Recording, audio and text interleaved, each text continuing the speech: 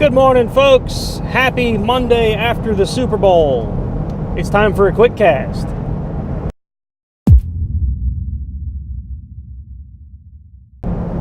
Good morning, everybody. It's Monday, February 4th, which, if you're following along, is also my birthday. I'm inching up on 40 years old, guys. Everyone's asking me, how does it feel to almost be 40? It feels like every other day. So for all of you who are worried about getting to 40, get out of your own head. It's stupid. Whatever. I guess I have a different outlook on age than some people. Maybe it's because I've been driving these Jeeps since I learned how to drive. And most guys, when they reach 40, are looking at buying stuff like this. 40s and 50s, what do they call that? Midlife crisis? I never left, so, you know, here we are. Anyway, did any of you guys watch the Super Bowl? Unfortunately, I did. I'm not really a sports fan. Not a professional sports fan, anyway. I do enjoy a good amateur football game or even college games because the players seem to be playing because they actually want to play, not because they're making millions of dollars. I'm sure there's a certain subset of them that think this is going to be their career and they're looking for, you know, a package deal from the NFL or something, but I don't know. High school sports are even more. I feel like those kids are out there to have fun, not make a lot of money. And they seem a little more genuine because of it. But, so yeah, there's not a lot of professional sports that I follow.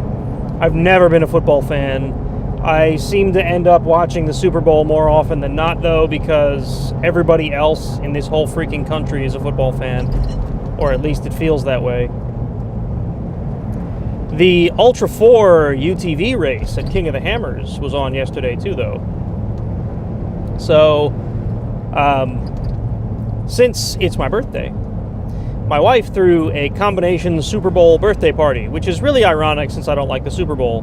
But I used it as an excuse to hang out and live stream the UTV race in the living room up until when the Super Bowl started, which worked out perfect because the first finishers for the UTV race were in about 2 hours before the Super Bowl started, at least Eastern time, where I am. I guess that'd be anywhere, wouldn't it? Because the Super Bowl started at a certain time, UTV race started at a certain time. They both adjust for the time zone in the same way. Time is confusing, guys. Time zones, daylight savings time, it's all like this time travel stuff. Your brain has trouble working it. Anyway. Yeah. So, the UTV race was over about 2 hours or an hour and a half before the Super Bowl started, which worked out perfect. I would have enjoyed hanging out and watching the UTV race until more people finished. But I saw, like, the top 10 come in. Maybe not all 10. But I saw a number of them come in. It was a good time. I got to introduce some family members to Ultra 4 racing, which was cool. My wife's aunt, who is like, I don't know, I don't want to talk bad about anybody, but I'm just trying to paint you a picture here. I'm going to try to paint this in as positive light as possible. She's like your stereotypical church lady. She lives alone. She is very, I don't know how to describe it without sounding bad. Since this is on video and going to the internet, I don't want to talk bad about a family member. She's a very nice person, but I did not picture her as the sort of person who would like a UTV race. And for about a good hour during the party, she's hanging out, asking all kinds of questions about what they're doing, and by the end of it, she said, you know, this is more interesting than NASCAR. I would rather watch this than NASCAR, and I have to agree. NASCAR is boring, in my opinion. It's what I said about, you know, professional sports in this country. I don't like NASCAR. I think NASCAR is, boring. Anyway, So yeah, she was asking me how she could watch it on TV, and I don't think you can. Correct me if I'm wrong. If any of you know of an actual channel you can watch Ultra 4 racing on, let me know. She's not a cord cutter like I am, so she's also not very into technology. So telling her how to stream it online seemed like it would be a little too much for her. Maybe I'm wrong. I mean, I was wrong about whether she'd like Ultra 4 or not. But I did tell her the website to go to where she could watch it, so maybe she'll try. I don't know. I certainly couldn't teach her how to use it on her TV, because I don't think she has a TV that's capable of doing that. But yeah, I thought it was kind of cool that she was interested. My own mother hung out and watched it for a bit. She at least knew at least a little bit about it, just by being exposed to me for all these years. So yeah, it was a good time. There were some pretty cool things occurred during the Ultra 4 race. If you want to go back and watch the highlights reel, I don't know how much of it made it into the highlights reel, but I'm sure that's been released by now. They usually edit those and release them pretty darn quickly. I did take a minute to look up the top finishers. If you haven't seen it and you recognize any of these names, some of them you will. First place was Mitch McCuthery. Let's see if they show his time. No, they don't. Why don't they show his time? That's weird. Oh, whatever. Mitch McCuthery, he finished first. Finishing second was Brandon Sims. However, he missed a checkpoint. So anyone who's not familiar with this, racers need to hit checkpoints to prove that they've done the entire course. Apparently, I didn't get the whole story, but I guess what happened was he was in the midst of trying to pass somebody, and somehow that caused him to miss his checkpoint. Just one of them. I guess the rules are they figure out what missing that checkpoint would have gained you, which in this case was a minute, and they add that times 5 to your overall time. So he lost 5 minutes, which bumped him back a spot. So his official ranking is third. And that meant that in second came Waylon Campbell. Surprise, right? A Campbell finished in the top 5 in the UTV race. A Campbell finished in the top 5 in any race at King of the Hammers. Surprise, surprise, right? These guys are known for King of the Hammers and Ultra 4 racing. I mean, it's just the way it is. So yeah, Waylon Campbell. And then, like I said, officially third overall was Brandon Sims. One of the things I do want to say, and the announcer said this during the race, when they handed out the fine to Brandon Sims, he didn't make a stink, he didn't jump up and down, he didn't cry because he got bumped back a spot. He graciously accepted it because he made a mistake. And everyone should learn a little bit from Brandon Sims. Good on you, guy. I don't know you. I've never really heard of you, probably because, well, whatever. That shows good sportsmanship, and I'm glad to see that. That's one of the things that I like about Ultra 4, is it seems like there's less divas. I could be wrong about that. The exposure I've seen to the folks, the presenters, the folks who run it, and the folks who race it is, it always seems like they're very down to earth and very good sports about the whole thing. So anyway, moving on. Oh, my camera moved. Sorry guys, I gotta tighten this up, I guess. Again. No, I really gotta get that new mount. So moving on to the next finishers. After Brandon Sims was Shannon Campbell, which is a name you should know because he has been king several times. I don't know how many. I should have looked that up before I started the recording. He's just, I mean, every time I've watched King of the Hammers, he's finished in the top 5 in one or both races, UTV and or the ultimate class. Hang on, passing a bus and it's loud. So yeah, Shannon Campbell. And as usual, he finished on a broken rig.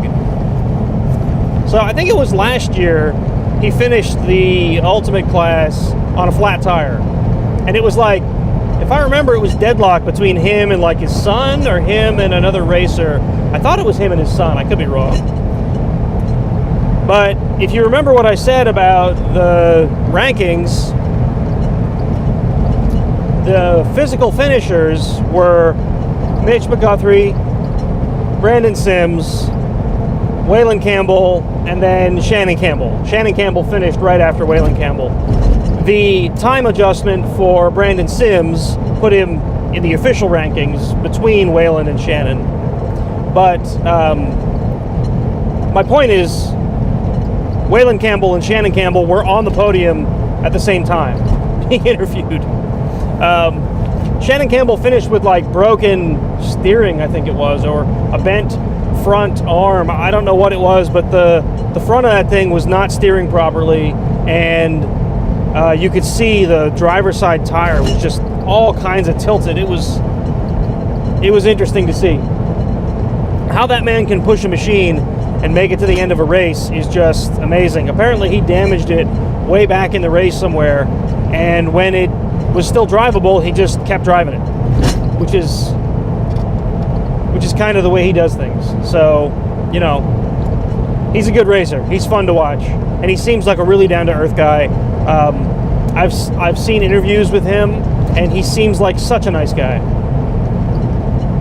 And then fifth was Jacob Versey, another one I don't know.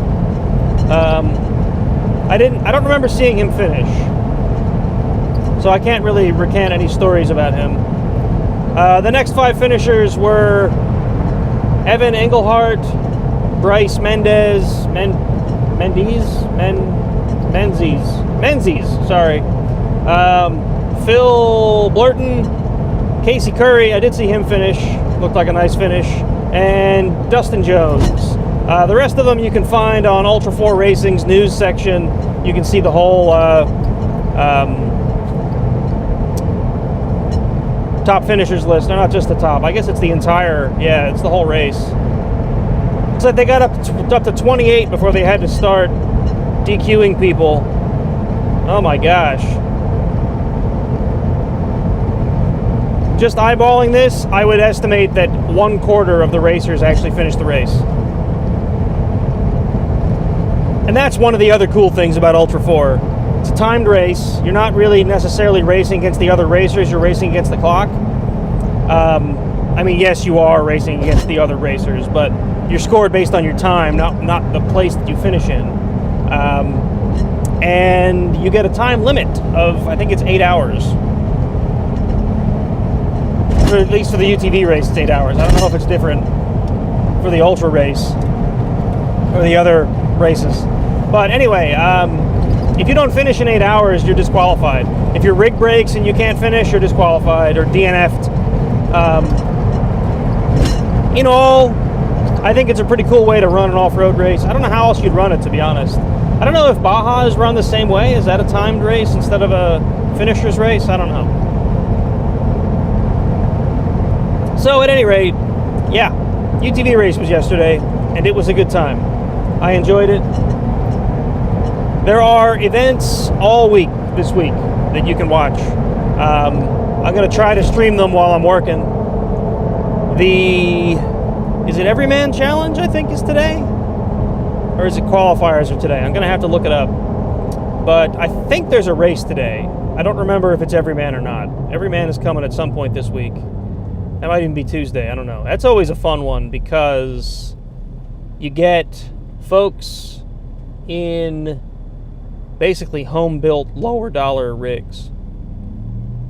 I mean, anywhere from folks who are sponsored that have decent scratch to throw into their rigs, up to like crazy built rigs, or not crazy built, up to you can't have a crazy built rig in the Everyman Challenge, up to just like guys like me who threw a bunch of their own cash into their rig and they want to see if they can finish. I think that is actually more entertaining of a race than the Ultra class is. Ultra is awesome, don't get me wrong, because you get some really spectacular racing going on there. but I feel a little more connected to the folks that are in the Everyman Challenge because they're just everyday people. I mean, not that the other racers aren't, but they're just building their rig, trying to get out there and see what they can do, and I admire that. I would love to someday race in the Everyman Challenge. I don't really have the money to do it right now. Maybe someday that'll change. I don't know. We'll see. So, yeah, I think I've gone on long enough. The Ultra 4 race, guys. Ultra 4 races all week. Tune them in. Ultra4racing.com/live. Just go to ultra4racing.com and you can find a schedule as to what's when. Like I said, I didn't look it up before I started driving, and I'm not about to start looking it up while I'm driving. That'd be dumb. So, yeah, if you're not watching them already, watch them. If you can't watch them while you're at work, I'm sorry. I'm lucky enough that I can. Unfortunately, Friday, which is the main event, the Ultra class, I've got a consultant coming in that I have to work with all day long, and I don't know if I'm going to get to watch the race, and I'm really not happy about that. Stupid consultants. Anyway, thanks for watching, folks, and I hope you enjoyed this quick cast. If you did, hit that like button. If you haven't already, hit subscribe. I'm over 600 now. We passed 600 subscribers. It's awesome. I've also got a new shirt up on my Teespring shop, which you should go check out. I have come across this interesting new saying that I've been using frequently, and I made a shirt out of it. When you have a hammer, everything's a nail. When you have a welder, everything's whatever you want it to be. It's true, guys. It is true. You know it's true. Go buy the shirt. It's awesome. At any rate, yes. Thanks for watching. Teespring shop. Patreon, if you want to throw money at me just because you like what I'm doing, that would be awesome. I still don't have any patrons. I need patrons, guys. Patrons.